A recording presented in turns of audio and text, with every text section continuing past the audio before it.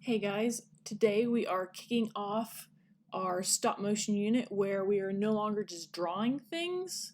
The idea of having to draw everything is not going away though, but now we're going to move on to actually moving things. And our layers aren't just simply going to be pictures anymore, they're going to have moving parts to them, and it's going to get more and more complex as we move through the semester as you become masters of Adobe Flash or Adobe Animate. So what we're going to start moving on to today is working with this timeline up here. And I realize my timeline might look a little different than your guys's since I am using a newer version. I've got some extra features that make things kind of nice. But at the end of the day, it's still the same program and we will be able to communicate through this video. So just a quick tour of Fly in My Pi, which you should have open from Google Classroom, is you should have 4 different layers. And what I like to do when I give you these little animation assignments is I like to kind of open and close everything together so we can kind of get an idea of what our layers are and what they're going to do. So if you look over here at your layers palette, or excuse me, your layers in your timeline, you're going to see some locks. It's going to be really important that as we move on and we start moving stuff that you keep layers locked except for the layers or the layer that you want to work in. When we move on to tweening, Flash can get kind of picky and will jump around layers on you, kind of like when you're drawing. So it's just a good habit to keep everything locked. But I do want you to poke this thing in the eye. Just go ahead and hide everything and let's take a quick little tour. The background layer is kind of like this park, and no, those trees are not on fire. They're really poorly, quickly drawn trees that are supposed to represent like fall, pretty colored trees, like the leaves are changing colors. And this blanket down here is kind of like a gingham blanket, like we are out having a picnic. And then here is our delicious pumpkin pie. Pumpkin pie is my favorite. It does not have to be Thanksgiving or Christmas for me to want to enjoy a lovely warm pumpkin pie. And then finally, for some reason, there is a fly buzzing around. Apparently it's not that cold out yet, so this fly is going to be, trying to attempt to land on our pie to have a little snack of it. And the last layer we have here is this hand, and no, this is not a bloody stump. It is a hand that's supposed to have its fingernails painted, and again, drawn really quickly and really poorly, but it gets the point across. The other thing I want you to take a quick look at is your library panel. Now your library panel might be in a different spot than mine, so you need to go and find it. What we're going to start messing with as we move forward away from just drawing is the idea of symbols. And if you look in your library here, your library has 3 symbols. It has a fly, a hand, and a pie. And I guess I should go back and say, if you cannot find your library, typically it's kind of nestled in here with your properties. Some of you guys might have it hiding over here in these little icons. If it's over there, I'm going to move mine. If it's over there, it's going to look like a series of books. Or it might be up here. It can be in either spot. So if yours is over there, it's going to look something like that. If you absolutely cannot find your library, your window panel over here has every single possible panel you could ever ask for, and you can go and find your library and open that up. So mine's checkmarked because it's chilling up here. So your library is just kind of like the library at school. It houses books. Well, this library houses symbols, and these symbols right now are drawings, but in the future they are potentially going to be really complex symbols full of multiple things that are animated inside things, inside things, inside things. So symbols can get kind of crazy, but we can use them to our advantage to then keep our project from getting too crazy. All right, let's kind of set some stuff up here. We are going to make a really simple animation of our hand swatting at this fly to try to keep it away from the pie. So do me a favor, make sure your little red playhead here, this is going to come into importance today, is on frame 1. That's the only place it really can be. My magic mouse keeps sliding me around. Make sure it's on frame 1. And I want you to hide every single layer except for your background. Now, we're going to start at the back and we're going to work our way forward. Our background does not move. It's just chilling there just so we don't have a white screen behind what we're doing. To the right, you're going to see all these little boxes. Each one of these boxes is a frame. If this was an old Disney movie, this would be one singular little pose of Mickey Mouse drawn on a piece of paper or on a piece of glass. This is not time. Each one of these little frames is not a second. But if you put them together, as you can see on my newer version here, it takes 15 frames to make 1 second in this particular file. As we move forward, it's going to take more of these little frames to make a second, which then makes for a smoother animation. I kind of slowed it down, I dumbed it down for us today so we didn't have to mess with having a really big, crazy, long timeline right off the bat. So what we need to do is we need to make sure our background here is showing up through our entire animation. Let's have this thing last for 45 frames. So what you're going to do is you're going to be on your background layer, to make sure it's unlocked, and you're going to click in the box for frame 45. Now, what's really cool, again, you won't have these little second markers like I do, but you will have these darkened columns. And Flash wants to help you. It realizes this timeline can get kind of hard to see, and it will darken every 5th number. So all you gotta do is find number 45, work your mouse down, it's the bottom layer, and make sure you are clicked in that box. Now, with that frame selected, you're gonna right click. And when you right click, you're gonna see we have some options, and we have some things that are ghosted out right now that we can't use. We want background to just be a picture that's chilling there for, as this thing says, 3 seconds or 45 seconds. We are going to either use one of these guys in here, or we're going to use a shortcut key on our keyboard. I prefer the keyboard, especially when we get into like moving things around really quickly, but some people do prefer to come in here. What you're going to do is you're going to insert a frame. When you insert a frame, you're going to notice that no longer do you just have these sad little one single column boxes chilling over here. Now we're starting to actually work our way down our timeline. Now, our red playhead, it moves now too because it actually has somewhere to go. So if I grab my playhead, I can scrub, and this is called scrubbing when I move this thing back and forth. And I can play my movie forward, I can play my movie backwards. But while I'm doing that, nothing really happens because there's no animation happening yet. Also notice on your background, you have a little black dot at the beginning, and you have like this little square rectangle at the end. This little square rectangle means it's done, it's ended, it's quit. I wish this was like a little octagon stop sign, that'd probably make more sense, but it's a square.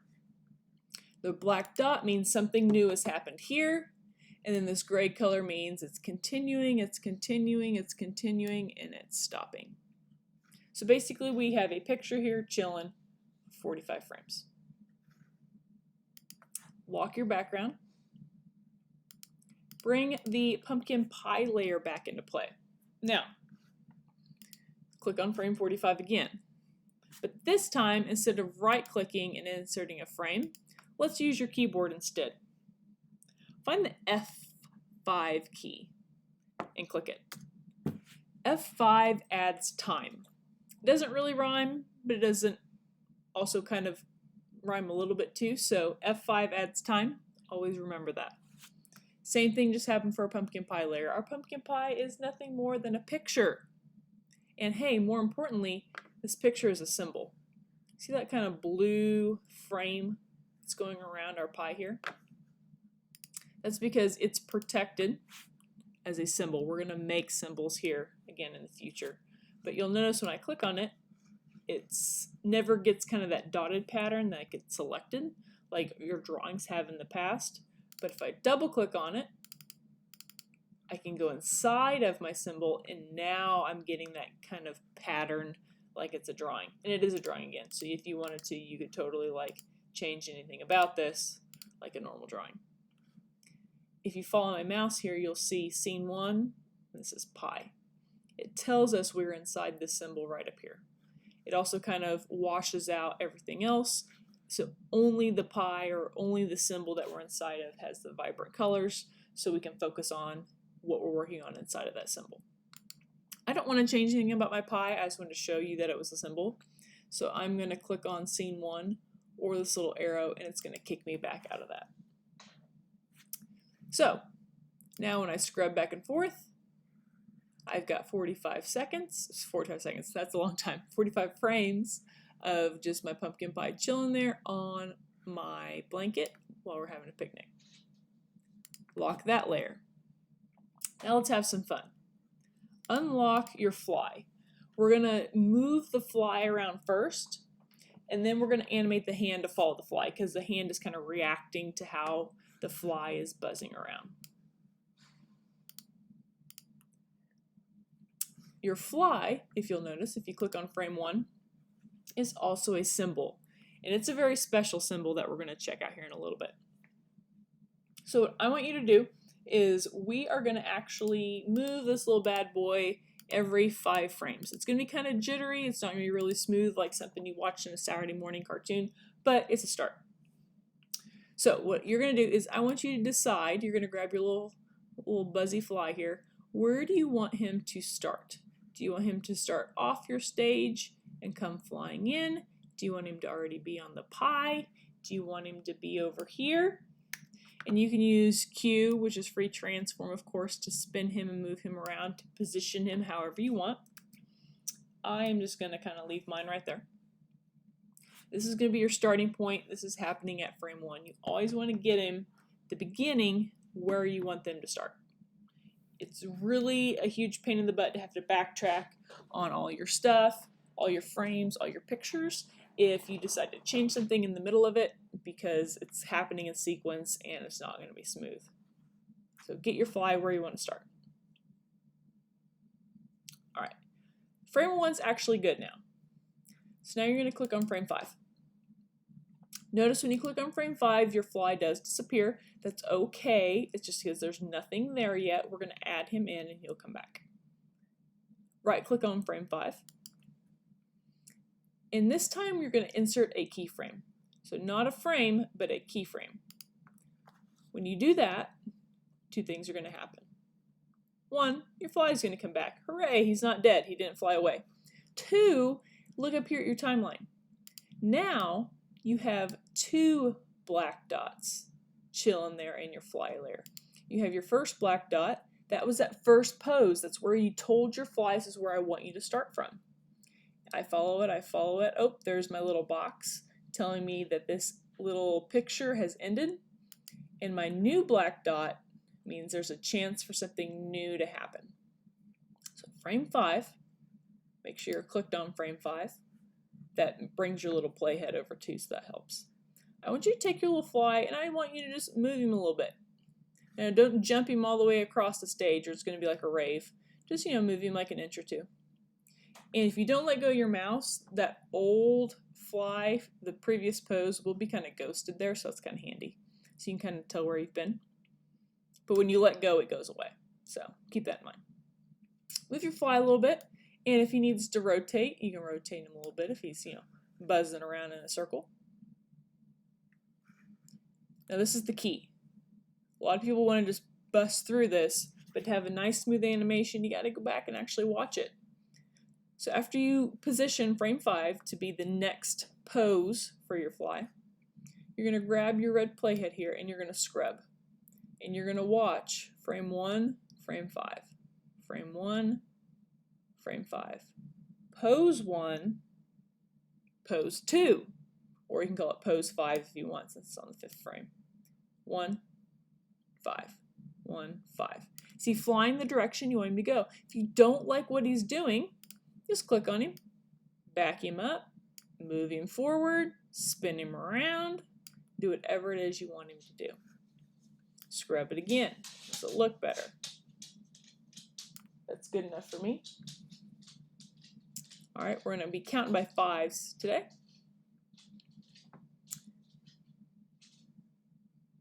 So we're going obviously on to frame 10. Click on frame 10. Now, instead of inserting a keyframe, which means something new is going to happen here, again, we prefer shortcuts.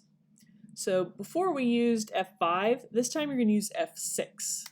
And think of like that 6 making that little circle for that black dot. That might help you remember it. So at frame 10, I hit F6 on my keyboard and boom, I got a new keyframe. I got a new black dot. A black dot means something new is happening here and I can change my fly. So I'm going to move him a little bit again. And I'm going to keep trying to move him like the same amount I moved last time, so it tries to stay semi-smooth and even. And I'm going to spin him a little bit. My goal is to have him kind of like make a circle around this pie. And of course when I'm done, I need to scrub. Does it look good? I think it looks good enough for today. Again, we're not going for super smooth. We're going to do that in the future. Today we're just kind of playing around with our timeline. So obviously it's really easy. You're going to move on to frame 15. You're going to hit F6. You're going to move your fly a little more. You're going to rotate him a little more. And then you're always going to scrub. Do not jump on to the next pose until you watch what you've got. Now, here's the problem. People are going to do some sort of pose and they're going to hate it. And they're going to hit delete. Now look what it did to my timeline. Now my dot is still there, but it's like empty. And when I move my little playhead there, my poor little fly is gone. You can't hit delete. Delete is not your friend. If you don't like what you did, just use Control-Z and back up. But if you accidentally add like a dot or even just a frame that you don't want, you have to right-click on it and remove it. That's the only way you can physically get rid of anything up here. Delete is only for drawings and stuff, and you're going to be left with this empty little frame. So you're going to have to kind of manage making sure everything's happening in the right place. You might also drop your keyframe in the wrong place. That's okay. You can click on it and you can drag it and drop it and move it around wherever you want it to go. All right, moving on to frame 20. I'm going to hit F6 again. I'm going to move my little fly some more. I'll spin him some more. I'm going to scrub it and watch it, make sure it looks good. All right, move on to frame 25. Obviously, you get the idea here. We're just counting by 5s, moving and spinning our fly a little bit every time. And every time I move him, I come back and I watch to make sure it's moving nice and smooth and the fly is going kind of in the flight pattern I hoped you would go. So I'm going to keep doing that. F6. Move him some more. And if you don't like what you did, just do Control-Z. If you don't like something you did like way back here, you're better off just backing all the way up. It's too hard to try to fix something in the middle. It tends to throw off the flow and you'll have it start to look really jittery. All right, I have 3 more to do. F6.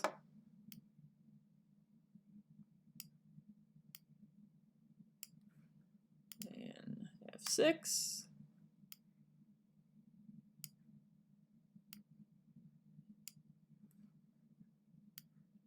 And last one, F6. Whoops. Click on the right spot here. There it goes.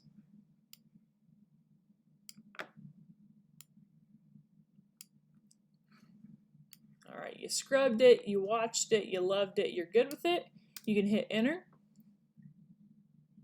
And it'll play, and it's going to play really slow. It typically plays a little slower inside of Flash than it actually does when we go to play the movie for real. But that's okay. All right, let me show you the special thing that's hiding in here.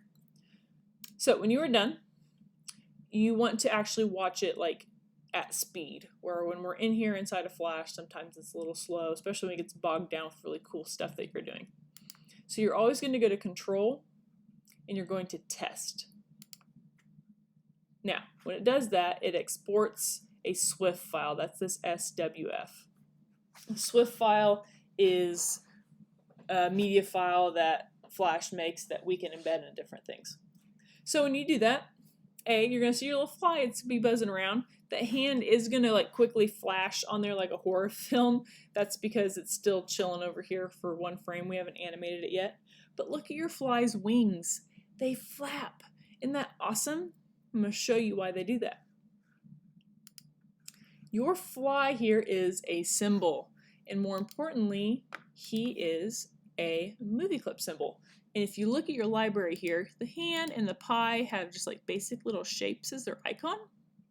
They are a graphic symbol. The fly has like this little gear on it. That means he's a movie clip symbol. So if I double click on this fly here, I get taken inside of the fly symbol. And if I look at my timeline, it is all about this fly. Let's zoom in here. Take a look at this old boy. So I have a layer for the body, just totally award-winning drawings here, folks. And then I have another layer for the wing flap. And the wing flap is just 4 poses, but it loops. So when I get to frame 4, it jumps back to frame 1, and that's the wings being up.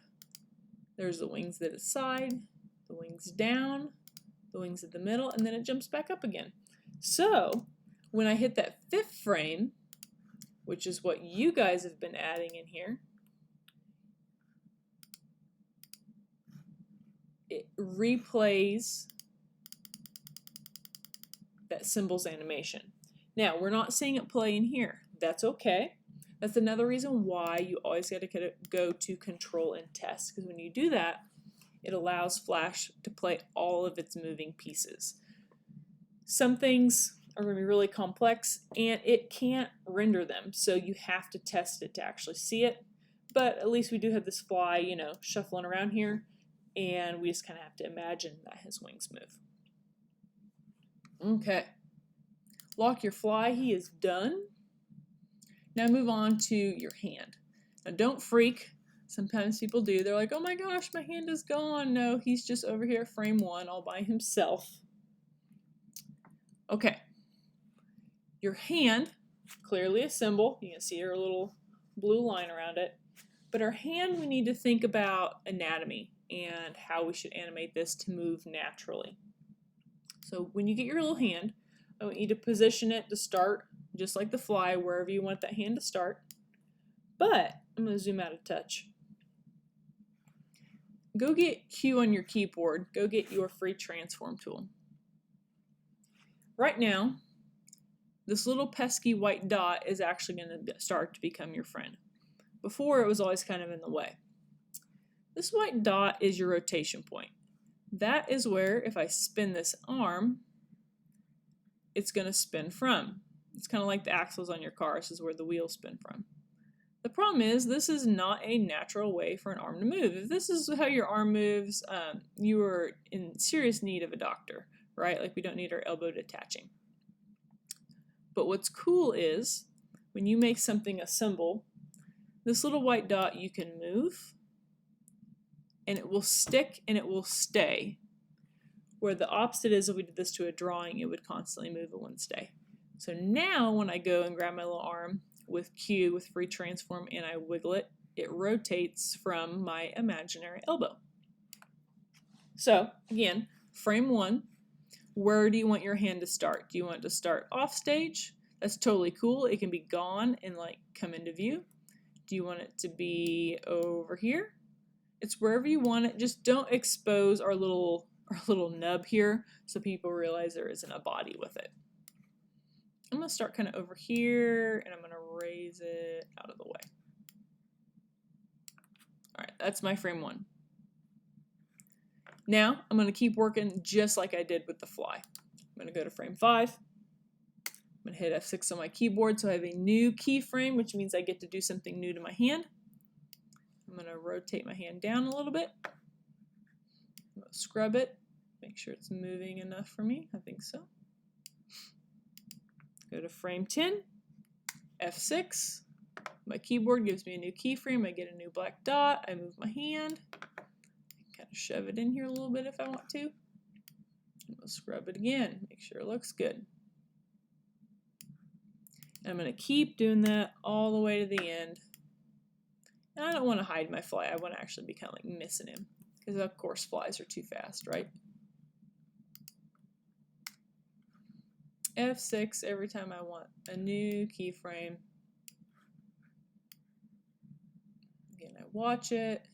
And at this point, if you mess up just because you're new to it, just back up, just do a Control Z instead of messing with deleting anything, because that tends to just make things worse right now.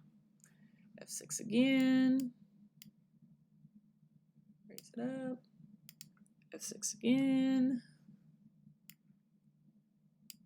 And don't do big, huge movements, or again, it will start to look like a rave.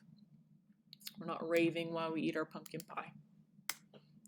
F6.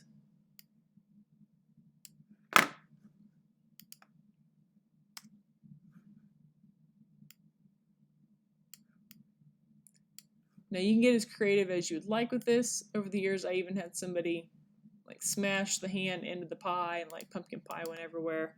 It's totally up to you on how creative you want to be with it.